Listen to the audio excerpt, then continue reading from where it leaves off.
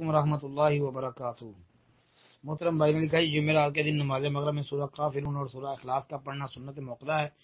جی ہے، اگر ہے تو دلیل ضرور دیں۔ جی بھائی، جمعرات کے دن مغرب کی نماز میں سورہ کافرون اور سورہ اخلاص اگر کوئی بندہ پڑھنا چاہتا ہے پڑھ لے۔ جی، اگر کوئی اور حصہ پڑھنا چاہتا ہے قرآن میں سے تو کسی اور جگہ سے پڑھ لے۔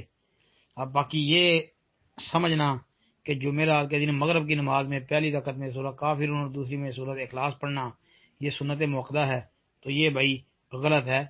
نبی علیہ السلام کی سنت موقدہ ایسی کوئی بھی نہیں ہے جی۔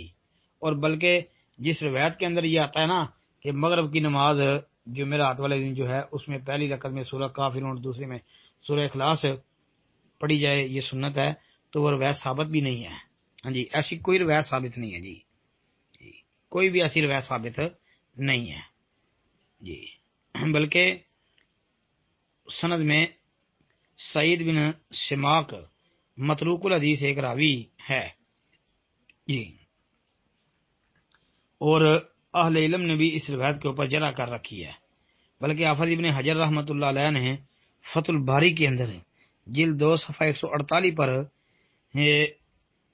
اس مسئلے کو بیان کرتے ہوئے یہ بات کہی ہے کہ صحیح بات جو محفوظ بات ہے وہ یہ ہے کہ نبی علیہ الصلوۃ والسلام ان صورتوں کو یعنی سورہ کافرون اور سورۃ اخلاص یہ 2 صورتوں کو مغرب کی سنتوں میں پڑھتے تھے، مغرب کی سنتوں میں۔ تو مغرب کی سنتوں میں بھائی ان کی قرات کی جا سکتی ہے جی، اور سنت سمجھ کر ہی کر لی جائے، جیسا کہ حافظ ابن حجر رحمۃ اللہ علیہ نے فتح الباری کے اندر یہ بات بیان کر دی ہے۔ باقی مرفوع حدیث کہ یہ اللہ کے رسول کی سنت موقدہ ہے جمعرات کے دن مغرب کی نماز میں فرضوں کے اندر، یہ بھائی ثابت نہیں ہے جی۔ السلام علیکم ورحمۃ اللہ۔